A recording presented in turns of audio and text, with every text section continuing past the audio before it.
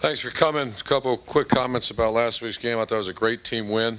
I always appreciate Ohio Stadium, our fan base, and the Skull Session, and just incredible when you see the weather and you go in the pep rally and all that. It's just, I just always like to never not appreciate what we have here at Ohio State. Played a very good team defensively, especially. I have great respect for, obviously, I think they were top 10 in most categories, certainly rush defense.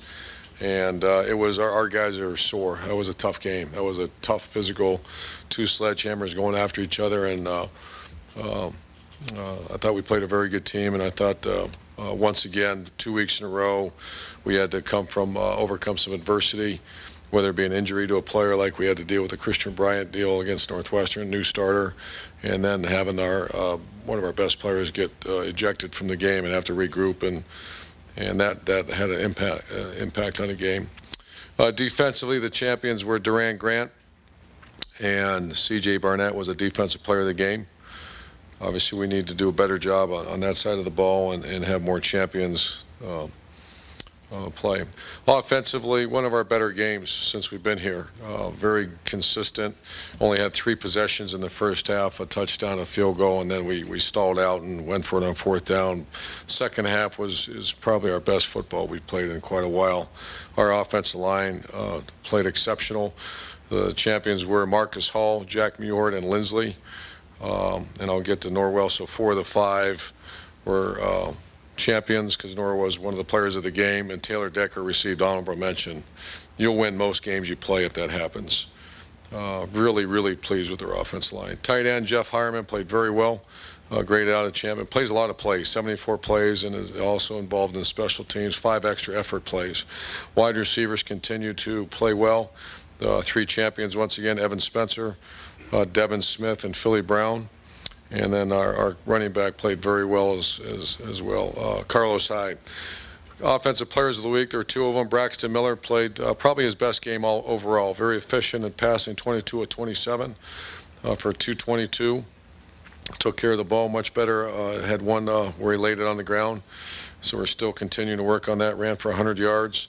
And Andrew Norwell, which is really, it's great to see that because I'm a big Norwell fan, as I'm sure a lot of people are, just kind of who he is as a person as well as a leader and a player. So that was the Players of the Week. Honorable mention was Taylor Decker. And the kicking game champion, Special Teams Player of the Week was one honorable guy that was not necessarily but got some recognition, was Basil, did a nice job. And then black shirt goes to Devin Bogart, who did very well on kickoff. We didn't punt. And we had a chance to maybe go get a block kick. So special teams were okay that game, not great, but okay. This week's game, obviously primetime opportunity at the Shoe at night. Great opportunity to show the country once again Ohio Stadium, Ohio State playing a very good team, a team that has another bye week before us. So we have to be prepared. You know, a little bit about Iowa.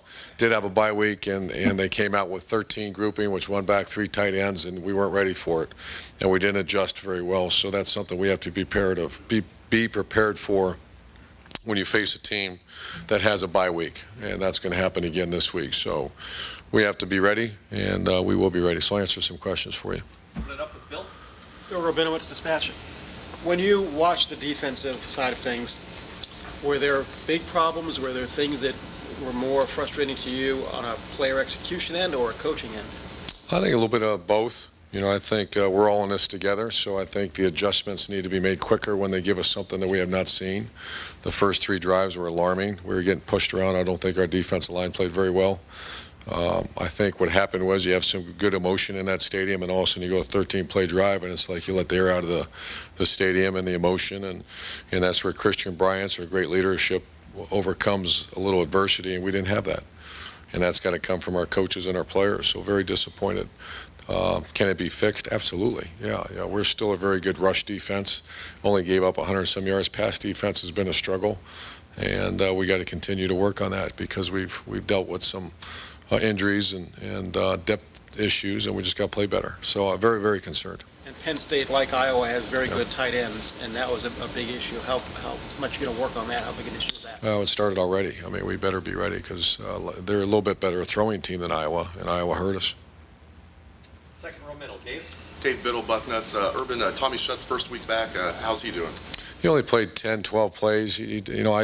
I went back and watched it today. It's my day to watch the defense, and he actually did pretty good. I think you'll see more of him in the game because we didn't play very well up front. And Michael Hill, I want to ask about him. He played the first couple of weeks. Michael Hill. Yeah, he's got an injury. He's same high school injury that we thought would be improving, and then he's got a shoulder. So right now he can't play. So we're trying to get him back as soon as we can. And if he doesn't play the rest of the year, you could redshirt him. Is that? I think so. Yeah, I think he only played in the first few games. Thank you. Front row right, Austin Ward, ESPN.com. Roby set such a high standard a year ago. If it seems like he's up and down, not even including the ejection, is it because he's being held to such a high standard he set, or do you guys feel like he's maybe struggling at times this year? I don't know. I think once again he did set a high standard, and we all hold that. When I say we, he himself. So he's not playing at the same level he played a year ago. At times he plays fantastic, and then the one thing about a corner position, when there's a mistake, it's glaring. But he works his tail off, and he's got great work ethic, great attitude. He's coming back every day, and he's going to finish the season real strong. Last year, remember you had conversations in the preseason maybe about his practice habits and complacency and fighting that. What are those kind of conversations like between the two of you now? Now that he made the decision to come back and he's maybe not doing all the things he wanted to. What's our conversation? There's really not much conversation other than how to get better. Any conversation about coming back, going, and all that, that was done back in February.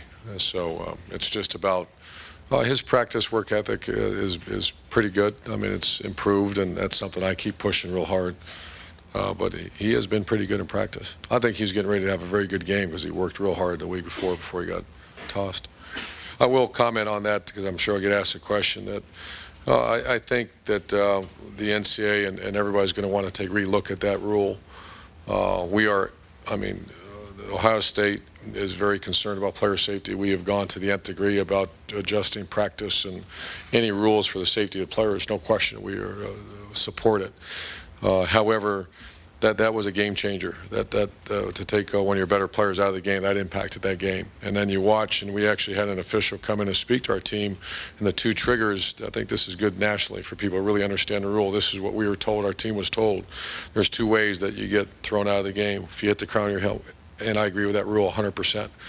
Nothing but bad things happen when you play with your head down. And then the second one, when you target someone else's head above the shoulder pads. So they're taught, and basically what we do on our iPads, and we teach and we work real hard at it as other coaches, and I've shared this, some other coaches have called me, is that you play with your game with your shoulder pads and play below their head. I agree with that 100%.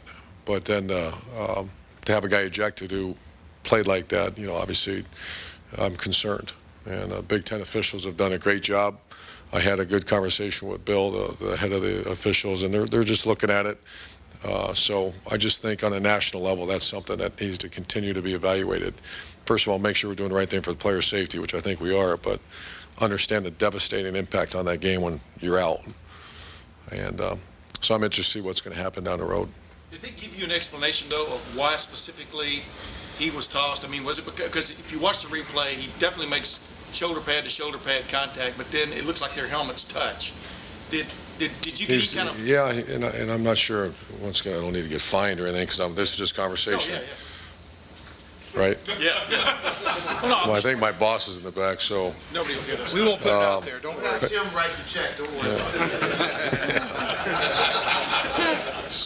What I was told, and once again, Bill, our officials are fantastic. A1A, I've never had a problem with our guy, especially communication.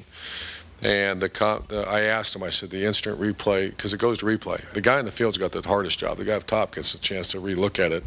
There was some, after the shoulder pad hit, it slid up. And is it enough to overturn it? I said no, but they're evaluating, they're evaluating as well. Front row left, Rusty. Urban, That was not that was not the intent of the rule. That play, I can't say that without, I'm sure, getting in trouble. That rule was not put for that play. I guess the term defenseless receiver will come up at times too, but I'm just trying to take our job is to teach. What do you teach? Boom, you're in a contact play. We teach in reverse arc, bend, get your pads down, hit with your shoulder pads. That's what he did. But Bradley's head, he was leaning his head away from the guy too as he hit. talk a little bit about Hackenberg? If you had an opportunity to see anything of him, Penn State quarterback? I watched the game. I mean, I think he's a real talent. He throws the ball real well. Big, tall, rangy guy, and seems like a real headsy guy. So I've not watched enough of them yet. That's later in the week.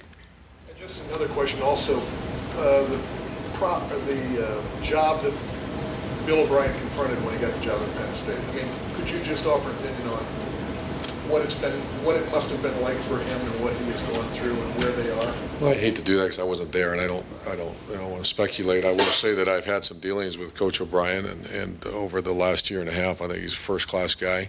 He represents a great school. I do know a lot about Penn State, and it doesn't surprise me that Penn State's doing well.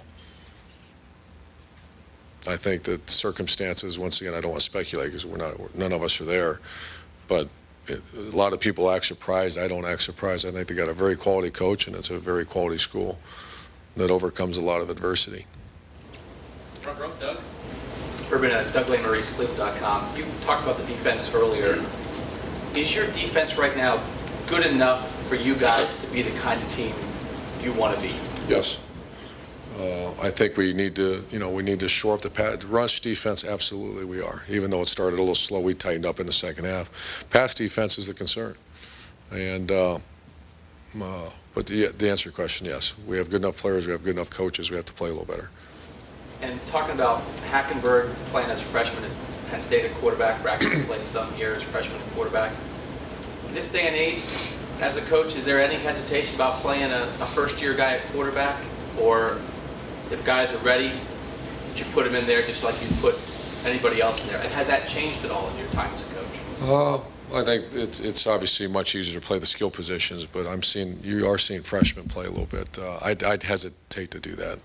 We did with Tim Tebow a little bit, but he's just a part-time player. But I'd be hesitant to play a freshman unless you had to. Ideally, that's not this. You want the kid to come in and learn from someone and then go take over. Front row, Tim. Yeah. Urban, if you watch the game Saturday, I know you've looked at it, Corey Philly Brown threw about 4 or 5 huge blocks in that game. Just talk about, of course, he had one push in the back, but just talk about what you see of him from that aspect. And is that what you were talking about a little bit after the game on Saturday about? I got to be careful. I'm a really admire players, and my entire career I've done that. And sometimes I grab him every day and say, "I throw you out there a lot. Don't you burn us?" Because he is 180 to where he was. He's a absolute leader of this team, absolute, unchallenged, unquestionable. Maybe one of the leaders.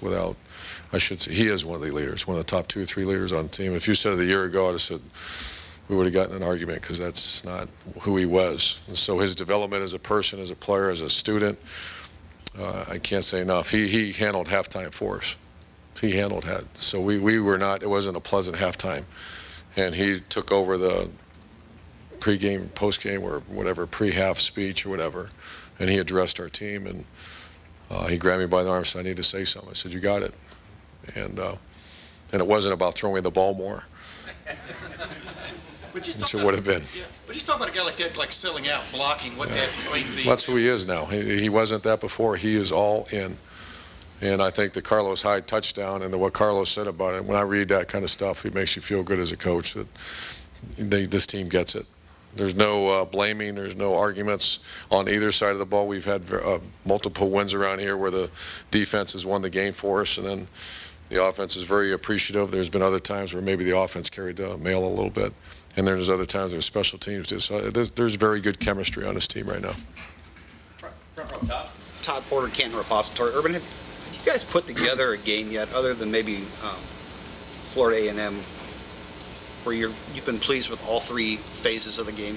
And if not, are you a little surprised that you haven't done that yet?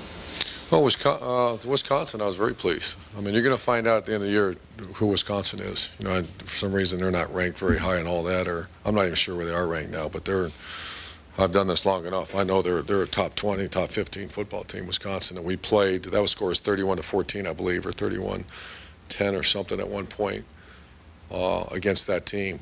And then we kind of, just played in their hands. We did not play in their hands. We just kind of tried to win the game. So that game, I think, was pretty darn close to hitting on all cylinders, especially the way we were special teams, changing the field position. But other than that, you're right. We have room for some improvement. Back row, David. Dave Wilkes on 10 TV. You said after the game on Saturday that you were obviously concerned with the slow starts. You go address to see if there was any noise. Curious what your findings were and anything you saw. No, I've been so, it's still early in the week, and I'm going to start to attack that here. We just have so much other things to do. So I'm watching for that. I do not have an explanation for that yet, but I will.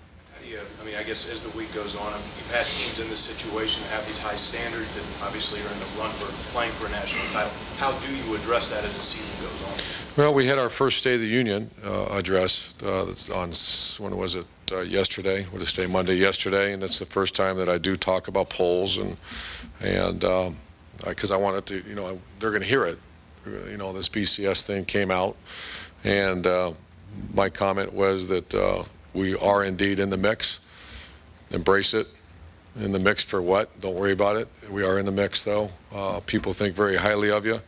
Maybe some people don't. That doesn't. You just have to go out and be the best team on the field on Saturdays, not in the country. And so I did address it. We just talked about it, and somewhat briefly, but at least it was addressed. That's the first time I've done that. Last two questions. Far left, Matt. Matt McQuaid, WTVN. I'm just wondering, from when you got into coaching to now, how much harder is playing defense harder with sophistication of offenses, rule changes, and I'm not making excuses for what you see on defense, but you look at a lot of scores around the country. There's a lot of teams scoring a lot of points now. And I spent some time with our defense. I made the comment it'd be really hard for me to be a defensive coach because it almost seems like you're the nail a lot of times and you're adjusting to what they're doing as opposed to on offense. It's easy to just keep swinging and then you punt the ball if it doesn't work.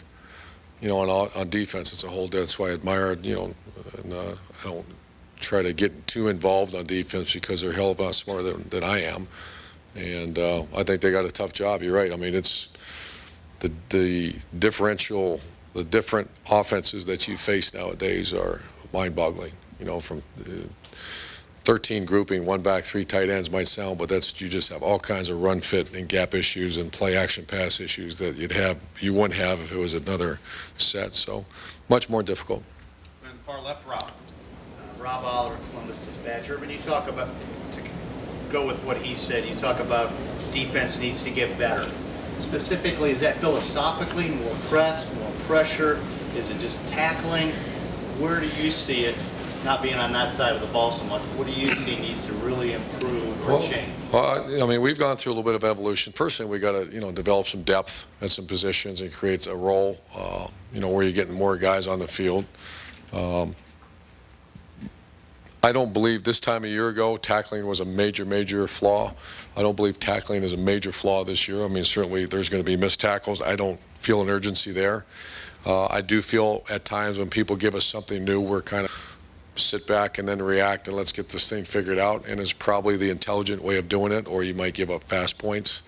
I'd much rather take a more aggressive approach when something bad's happened and let's go try to disrupt. And we've had that conversation. That's, I don't want to make it sound too easy because it's not. And, at the end of the day, that was a performance that, as far as effort, as far as, there's been games where maybe we give up a few points because they throw a couple balls down the field, but the effort's ridiculous. I didn't feel that Saturday, so we've addressed that. The fourth quarter, I felt like we played, other than the guy made a mistake and threw the ball over our head. Other than that, we kind of snuffed it out the second half of the game. We did a good job. So, well, we're addressing it, and the guys are working hard. I have a lot of confidence in the people we're putting out there and everything, so we'll get better. Urban, can I follow up one thing on Philly real quick? Just saying at halftime that he wanted to say that to the team. Does that kind of thing happen a lot in your career, that players say something like that? No, we needed that, and it was, and he walks the walk too. He doesn't just open his mouth up, and it's nice to have a team meeting and show that to the team because they heard what he said, and then it's easy to pop your mouth off and then go sit in the back and sulk or throw your helmet, and he didn't. He just went as hard as he could, so that's a sign of a really good leader. Thanks.